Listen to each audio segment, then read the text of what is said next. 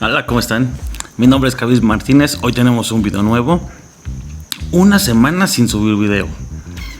Una semana en la que los extrañé, en la que extrañé hacer estos videos.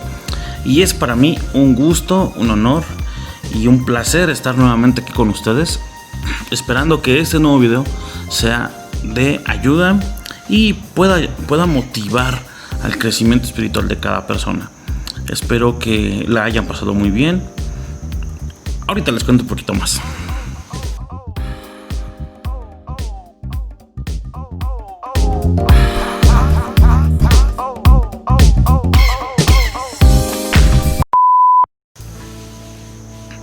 Bueno, pues yo me tomé un pequeño break, un pequeño receso. En realidad no planeado, pero pues bueno, al final de cuentas se dio.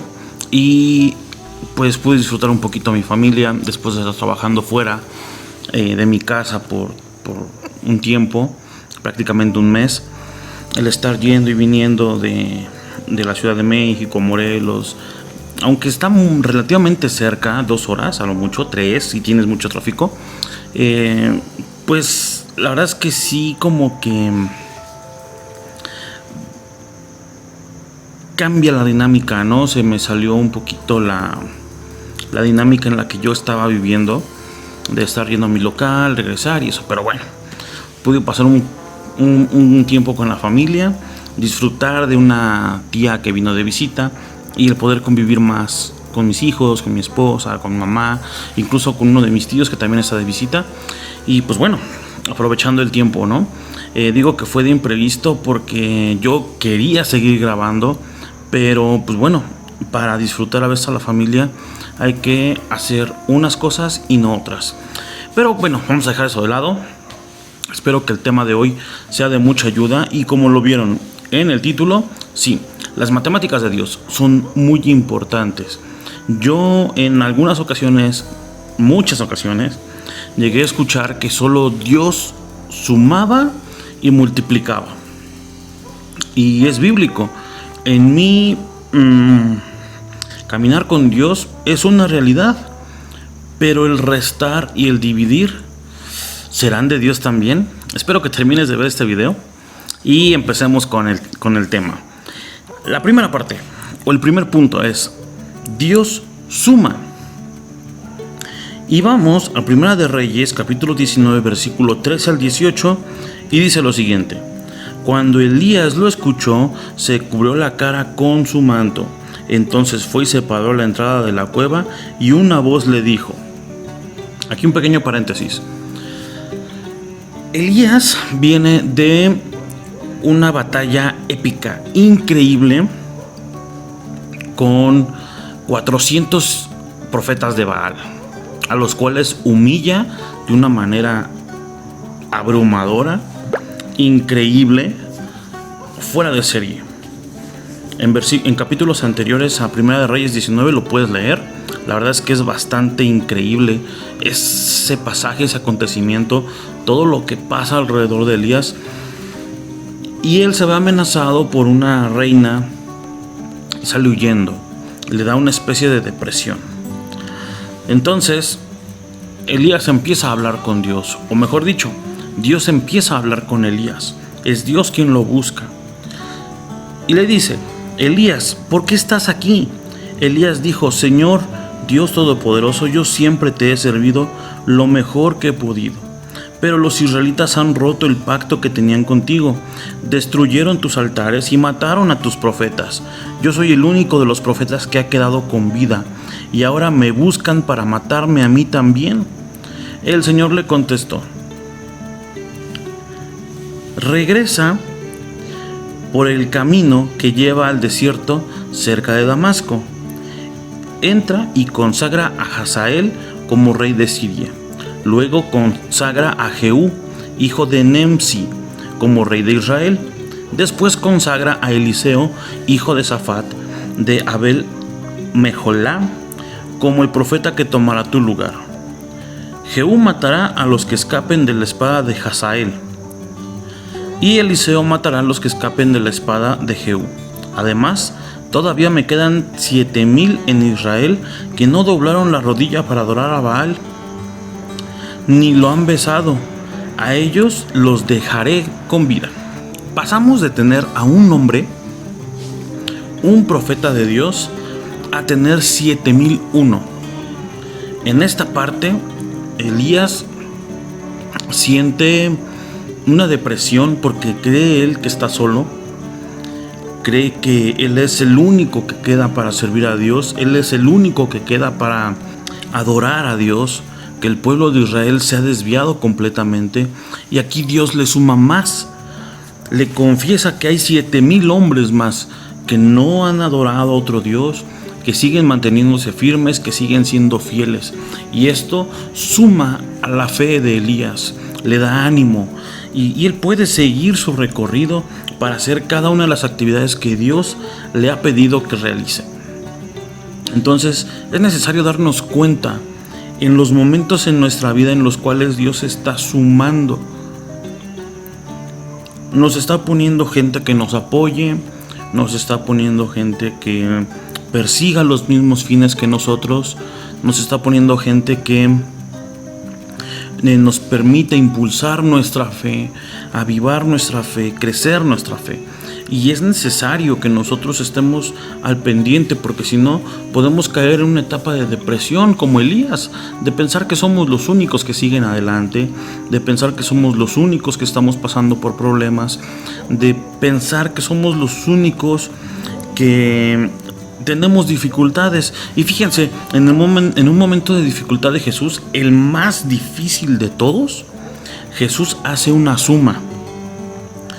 Dice Juan 19, 25 al 27. Cerca de la cruz de Jesús estaba su mamá y su tía María, la esposa de Cleofas, y María Magdalena. Cuando Jesús vio que su mamá estaba cerca, junto al seguidor que él tanto quería, le dijo a su mamá: mamá, ahí tienes a tu hijo. Después le dijo al seguidor: ahí tienes a tu mamá. Desde ese momento ese seguidor se la llevó a vivir a su casa. En un momento en el cual nosotros recordemos que María ya no tenía a José. La Biblia no dice qué pasó con él. Hay muchas especulaciones. Algunos mencionan que por ser carpintero podrían los romanos haberlo hecho un esclavo para el imperio, para producir armas, para producir transporte, cualquier cosa. Otros especulan que pudo haber simplemente haber sido muerto en alguna batalla o ser agredido, no sé. O sea, no explica la Biblia qué pasa realmente con José. Pero pues María estaba quedando prácticamente sola. La Biblia enseña que tenía más hijos, pero Jesús era un caso especial para María. Ella sabía que era el Hijo de Dios. Ella guardaba muchas cosas en su corazón de Jesús, acerca de lo que él estaba viviendo, de lo que él estaba haciendo, de cómo Dios se estaba mostrando en su vida. Entonces, Jesús no quiso dejarla sola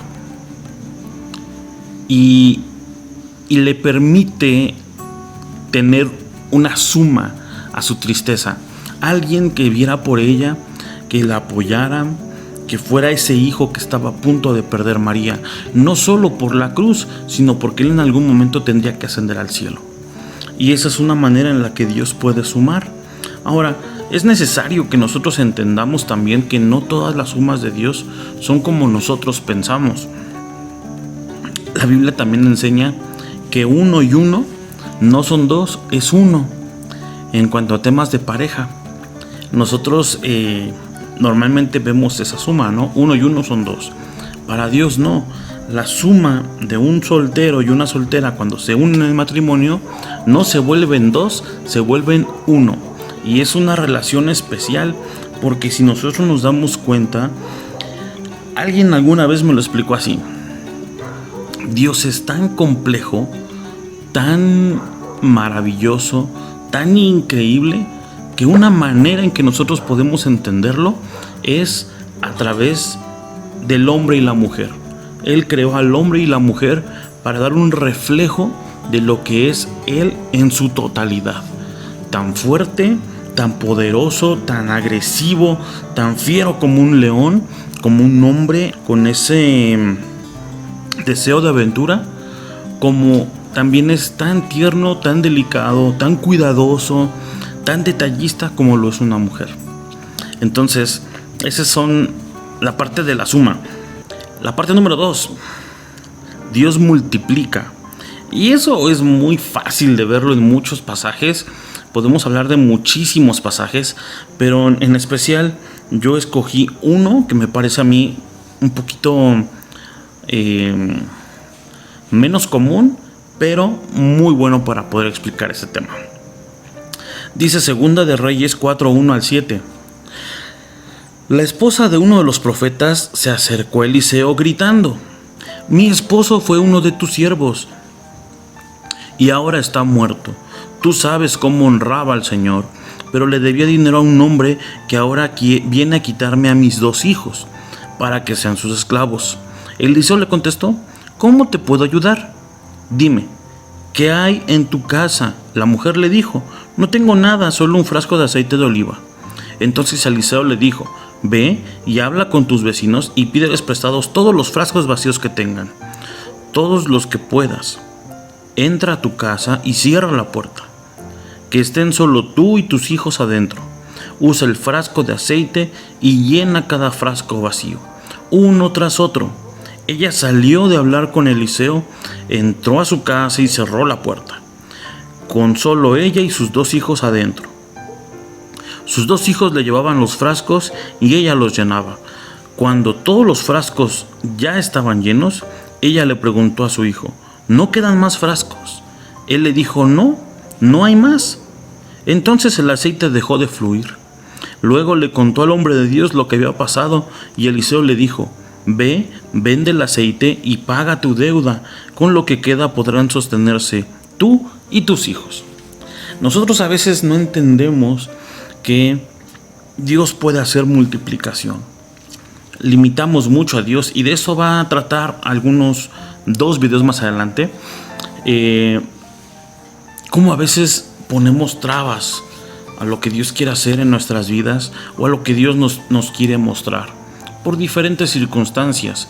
Pero la idea de que podamos ver este pasaje es que simple y sencillamente la obediencia y la fe pueden hacer que algo extraordinario suceda. En este caso, la mujer, teniendo solo un frasco, pudo llenar muchísimos frascos más. Podemos ver esa historia repetida en el caso de Jesús multiplicando panes y peces. Es un ejemplo exactamente igual. Dice la Biblia que los discípulos encontraron a un niño que tenía solo unos panes y unos peces para ofrecer a una multitud de aproximadamente 5,000 hombres, sin contar mujeres y niños. Si nosotros le damos un promedio para ese entonces de 2 niños por matrimonio, podríamos hablar de 20,000 personas. Pero nos estamos quedando muy cortos. Recordemos que en la época de Jesús el tener muchos hijos era algo muy común.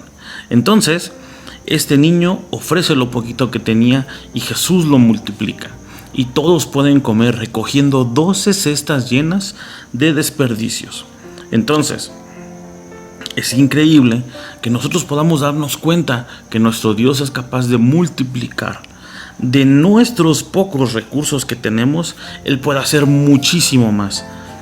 Él puede hacer algo increíble, algo que se multiplica de una manera extraordinaria. Entonces, ¿qué es necesario? Mantener la fe y la obediencia. Tercer punto. Y aquí vamos a entrar un poquito en los temas complicados porque yo les decía que siempre había escuchado que Dios suma y Dios multiplica. Muchos dicen que Dios no resta y Dios no divide. Pero, bueno, pues yo encontré que sí. A veces es necesario dividir y a veces es necesario restar. No de una manera perjudicial, pero vamos a ver cómo Dios lo maneja. Números 31, 25 al 27 dice: el Señor le dijo a Moisés: tú, el sacerdote Eleazar y los jefes de familia de la comunidad hagan una lista de todo lo que capturaron en la batalla, tanto de seres humanos como de animales. Divide en 2 partes lo que fue capturado en batalla. Entrega una parte a los que fueron al combate y la otra al resto de la comunidad. A lo mejor esto no te dice nada. Es muy curioso que esto se repite más adelante bíblicamente. Primera de Samuel 30, versículos 6 al 10. David sale a pelear una batalla. Él con sus hombres salen, pelean, ganan, pero a su regreso se dan cuenta que llegaron enemigos y arrasaron con todo el campamento. Entonces los hombres de David se empiezan a poner bastante enojados porque han perdido a sus familias, sus hijos, sus bienes. Y fíjense con lo que empieza el versículo 6. Todo el ejército estaba tan triste y furioso porque habían tomado a sus hijos e hijas cautivos que querían apedrear a muerte a David. Él se alarmó, pero cobró fuerzas en el Señor, su Dios, y le dijo al sacerdote Abiatar, el hijo de Ahimelech, que trajera el efod. Entonces David consultó al Señor: ¿persigo a los que tomaron cautivos a nuestras familias? ¿Podré alcanzarlos? Y él contestó: persíguelos, que los alcanzarás y rescatarás a las familias.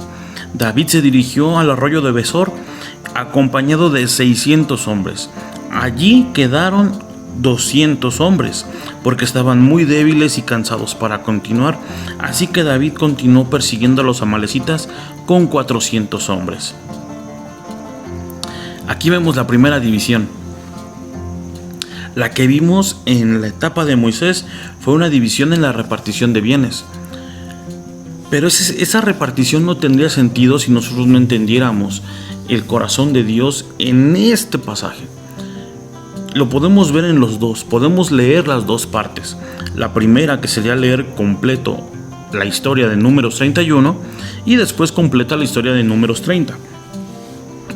De 1 Samuel 30. Pero si yo me pongo a leer las dos historias, este video sería de 40-50 minutos y no es el caso. Veamos solo una historia y veamos qué es lo que Dios quiere hacer. Continúa en el versículo 18. David recuperó el botín que habían tomado los amalecitas, inclusive a sus 2 esposas. No faltaba nada. Encontraron a todos los niños y ancianos, también a todos sus hijos e hijas, y a todas las pertenencias y todas sus pertenencias valiosas. David se apoderó de las ovejas y el ganado. La gente llevaba todo al frente y decía: este es el botín de David. David regresó al arroyo de Besor, donde se habían quedado los 200 hombres que estaban débiles y cansados, para seguirlo. Los hombres salieron al encuentro de David y los soldados que lo habían acompañado. Entre los hombres que habían acompañado a David había algunos que eran malos y problemáticos y reclamaron: estos hombres no fueron con nosotros, así que no tenemos por qué compartir el botín con ellos. Que tomen solo sus esposas e hijos. Fíjense lo que estaba pasando aquí. Nosotros podríamos pensar que esto es justo. Había 600 hombres que habían perdido sus esposas, sus hijos, sus pertenencias, a sus parientes. Y al disponerse a ir a rescatarlos, 200 dicen: no, estamos muy cansados, no tenemos fuerzas, no vamos a ser de ayuda, mejor nos quedamos. No vamos a poder aportar nada a la batalla. Se van 400 hombres, ganan la batalla y regresan con todo un botín. Entonces, de esos 400 hombres que fueron, dicen: ¿saben qué? A los que se quedaron no hay que darles nada, que recuperen su familia y sus bienes, pero no les vamos a dar botín porque no pelearon con nosotros. Y fíjense lo que hay aquí en el corazón de David y en el corazón de Dios. David les dijo: no, hermanos míos, no hagan eso, piensen en lo que el Señor les dio. Él nos permitió derrotar al enemigo que nos atacó. Nadie les hará caso. Todo se repartirá en partes iguales entre los que se quedaron a cuidar las provisiones y los que fueron a la batalla. David estableció esa norma y reglamento en Israel, y así continúa hasta el día de hoy. Es tan importante el que va a pelear como el que se queda a cuidar. En el servicio a Dios se ve mucho esto. Creemos que los que están al frente, evangelizando, predicando, siendo vistos por los demás, son los más importantes. Y no es así. Después hablaremos un poquito de esto, pero son tan importantes los visibles como los invisibles. En mi ramo de trabajo se le llama el front office y el back office. Es decir, el front office es lo que se ve de frente de la oficina, los que muestran la cara, los ejecutivos, por ejemplo en un banco serían las cajeras, los gerentes. Pero el back office, la gente que hace revisión, análisis, que hace mensajería, que hacen otras cosas que nadie ve, son igual de importantes. Y en nuestro caso, como iglesia, pues a veces los que oran, los que interceden, los que hacen citas para los pastores, las secretarias, los mensajeros, o simple y sencillamente la gente que hace el mantenimiento de alguna iglesia, son tan importantes como los pastores que están al frente, los que predican, como los evangelistas y como los músicos o los cantantes.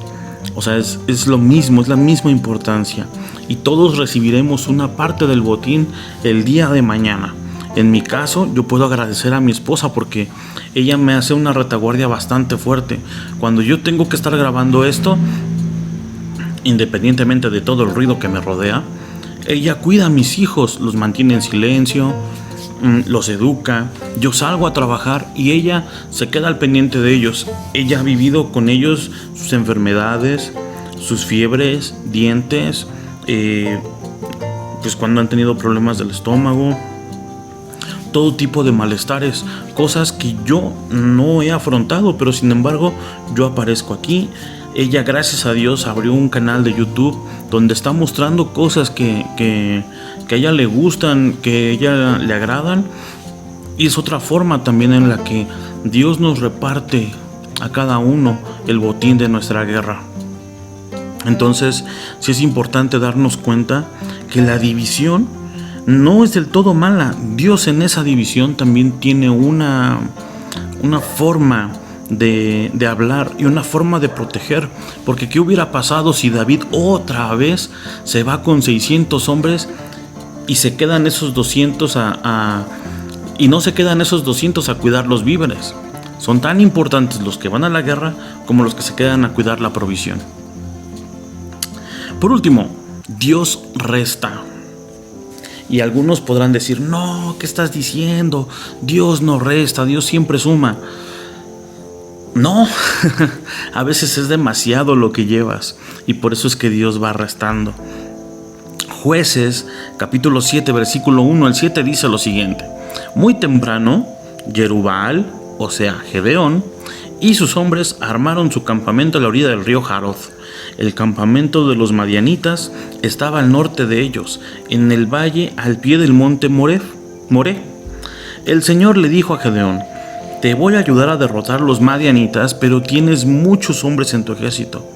Y no quiero que los israelitas me olviden y crean que ellos solos se han salvado. Así que llama a tus hombres y diles: el que tenga miedo puede irse de aquí y regresar a su casa. Imagínense qué ejército les dan ese chance. Hoy en día lo que queremos son números. Cualquier ejército lo que realmente desea son números. Mientras más grande, más miedo, más impones y va a ser más fácil ganar. Pero aquí lo que Dios dice: no, yo no quiero eso, porque ellos van a pensar que va a ser por ellos y no por mí que están ganando la batalla. Entonces no es una opción para mí. Quiero que sepan que yo les estoy dando la victoria y que yo voy a hacer algo. Que ellos, siendo poquitos, pueden ser realmente un instrumento en mis manos. Y fíjense, dice: el que tenga miedo puede irse de aquí y regresar a su casa. Se fueron 22,000 hombres, pero todavía quedaron 10,000. Y el Señor le dijo a Gedeón: todavía son muchos hombres.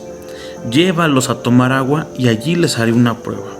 Si yo digo: este hombre irá contigo, entonces ese hombre irá contigo.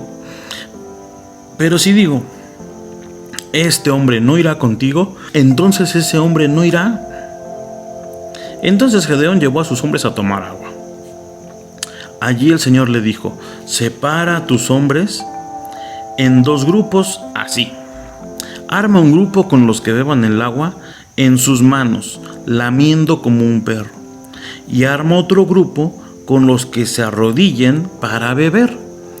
Es decir, el que meta la cara al río, se arrodille y meta la cara al río, ese se queda.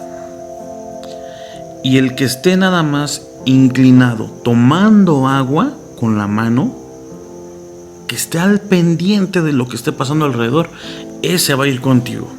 Entonces el Señor le dijo a Gedeón: con los 300 hombres que bebieron con las manos es suficiente para salvarte. Haré que derroten a los madianitas, pero los demás pueden irse a su casa. Solo 300 hombres bebieron el agua con las manos.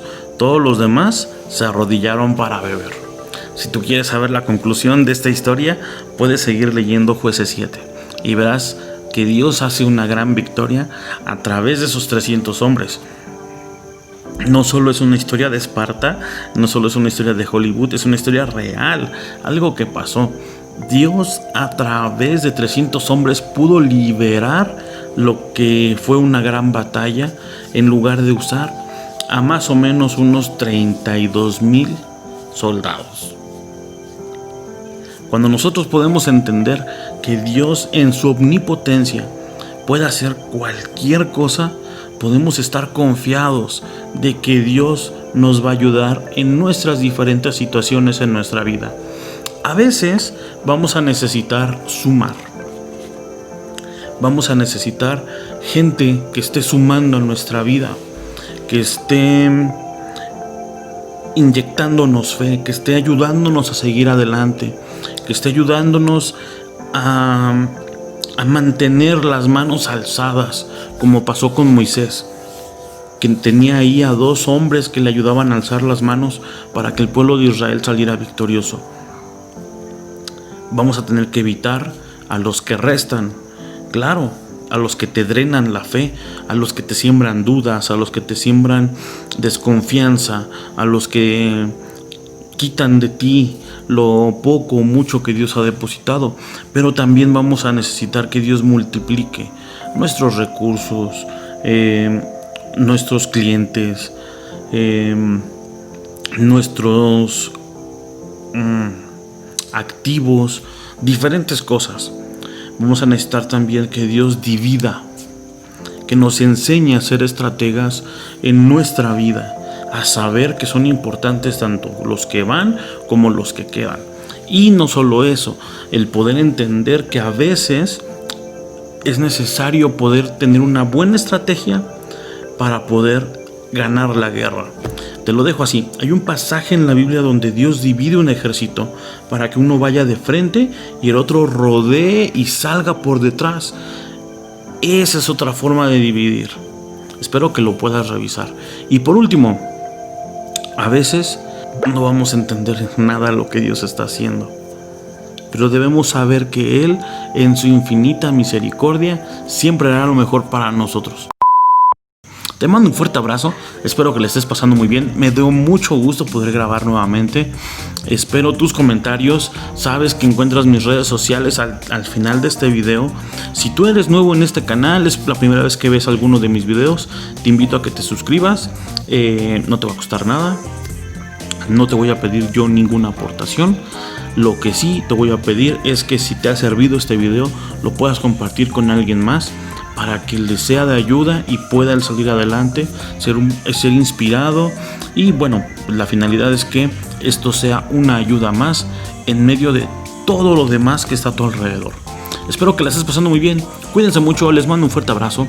Nos vemos en el siguiente video y pues chao.